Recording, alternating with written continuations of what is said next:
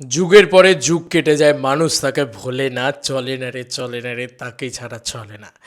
Hey guys, welcome to my channel. আমি মহারাজার। এখন আমরা কথা বলবো হচ্ছে 19 ইয়ার্স, ইয়েস 19, মানে বলা যেতে পারে যে last year of teen age of superstar দেব।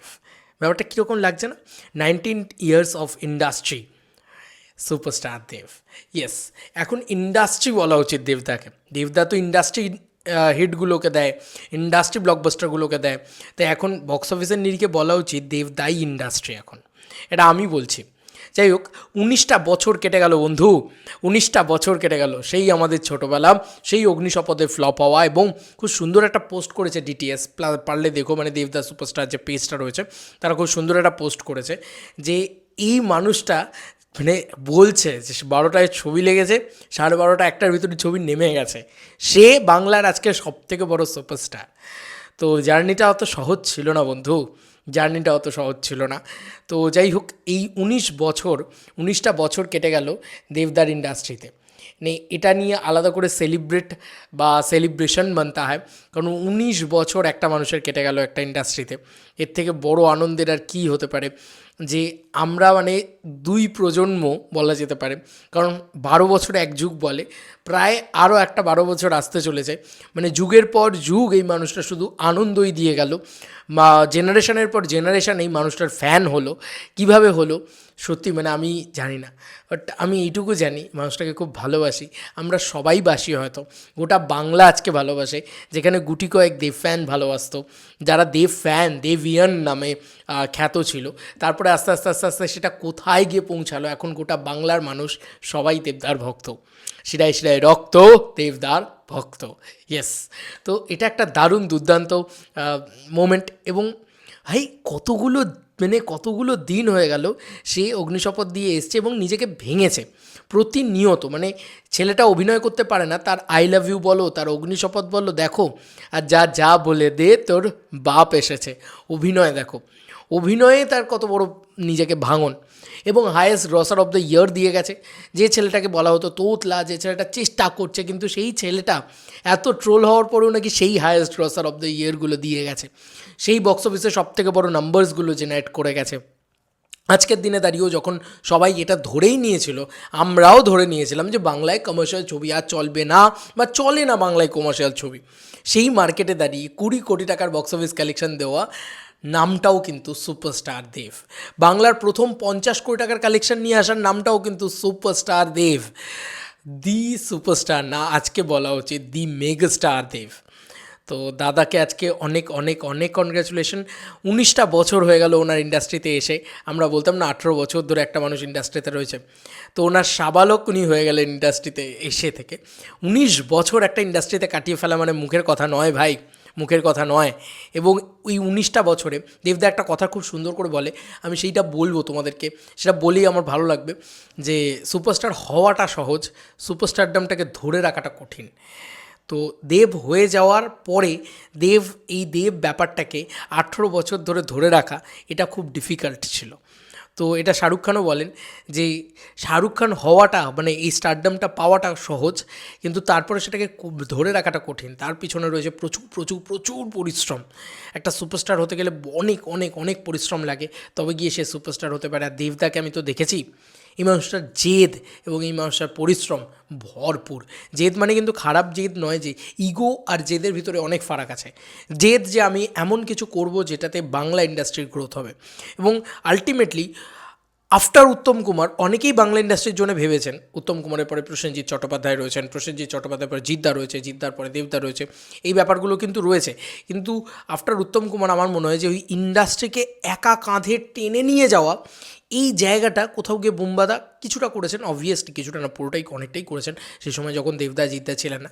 তো তার পরবর্তীতে এখন আমরা দেখতে পাচ্ছি দেবদা সেই জায়গাটা নিয়েছেন, এটা বলতেই হবে, যে একা একটা ইন্ডাস্ট্রিকে একা কাঁধে টেনে নিয়ে যাওয়া। একটা দেবের ছবি এলে এক্সিবিটার থেকে শুরু করে, হল মালিক থেকে শুরু করে, প্রত্যেকটা মানুষ মানে ডিস্ট্রিবিউটার থেকে শুরু করে প্রত্যেকটা মানুষের মুখে হাসি ফোটে। একটা খারাপ পরিস্থিতিতে দেবের ছবি এসে 5 কোটি 5.5 কোটি ব্যবসা করে যেতে পারে। তো এটাই দেব, এবং এই কারণেই সবাই দেব দাকে চায়। তো যাই হোক, ওয়েটিং ফর রঘু ডাকাত, ওয়েটিং ফর প্রজাপতি 2 অ্যান্ড ওয়েটিং ফর খাদান 2। তো biggest superstar in Bangla industry. আমার কোথাও গিয়ে মনে হয়, এটা আমি ভুলও হতে পারি, মাইট বি আই এম রং, হতেই পারি, তাতে আমার মতামতটা শেয়ার করলাম। এবার বাকিটা তো তোমাদের ইচ্ছে ভাই, তোমরা যেটা মন চাইবে সেটাই বলবে, আমি সেটাতে কিছু বলবো না। কিন্তু আমার মত অনুযায়ী আফটার উত্তম কুমার এত বড় সুপারস্টার বাংলায় বোধহয় অনেক বছর বাদে এলো, এবং এই দেবদাই এলো যার নামে টিকিট সেল হয়, গ্যাস, এবং যার স্টারডামটা অন্য লিগে, এবং পরপর 11টা ছবি নয় 12টা ছবি পরপর হিট, এবং হিটের পর হিট দিয়েই যাচ্ছেন।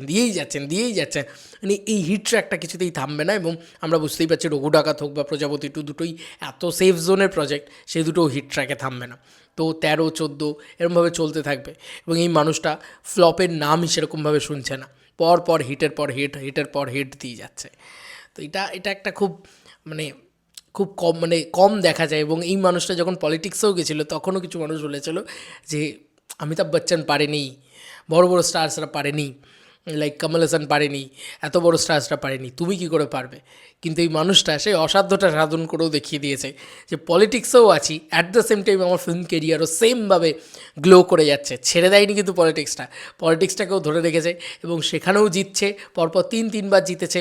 এই মানুষটা কিন্তু নিজের সিনেমার জগতেও নাম্বার 1 পজিশনটা হোল্ড করে বসে আছে। আজ অবধি খাদানের বক্স অফিসের মতন বক্স অফিস কেউ দিতে পারেনি। খাদান নিয়ে যে উন্মাদনা সেটাও কেউ করতে পারেনি। গান হিট যদি কারোর সব থেকে বেশি হয় সেটাও দেবদার গান রয়েছে, সাথে ভালোবাসা মন বলে না, বা চোখের জলে বলো, বা আজকে কিশোরী, এই সমস্ত কিছু কিন্তু দেবদার। তো এই মানুষটা না কোনো অংশে কোথাও কোনো জায়গায় 1 নম্বরের জায়গায় 2 নম্বর হয়ে যায়নি, সব সময় নাম্বার 1। এই জায়গাটা, ছেলেটা ছোটোবেলা থেকে ফার্স্ট বয় ছিল। আমি সবসময় শুনে আসি দাদা পড়াশোনায় খুব ভালো ছিল, ফার্স্ট বয় ছিল।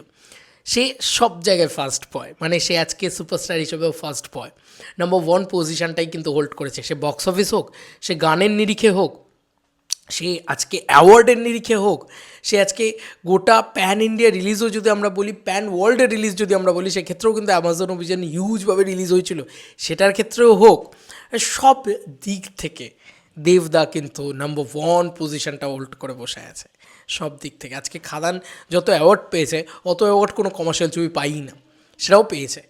তো এই মানুষটা পেয়েছে ভাই, এই মানুষটা সব কিছু, অ্যাওয়ার্ড, রিওয়ার্ড, মানুষের ভালোবাসা, যেখানে যায় সেখানে জিতে যাওয়ার লোক, এবং কাতারে জনগণ কী লেভেলে মানুষটাকে দেখতে আসে, কি ক্রেজ মানুষটাকে দেখার, সেটা আমি খাদানের তার সঙ্গে এতদিন ধরে ঘুরে দেখেছি। এবং যতদিন ধরে আমি তাদের সাথে কাজ করছি, তাতে আমি এই মানুষটার উন্মাদনাটা দেখেছি। অন্তত আমি আমার জীবদ্দশাটা তো খুব ছোটো, লাইফ স্প্যানটা ছোটো, চোখ ফুটে থেকে এই মানুষটার ফ্যান। বুঝতেই পারছো 2006 দাদার এন্ট্রি, এবং বুঝতেই পারছো যে আমরা তখন চোখ ফুটে থেকেই দেখছি।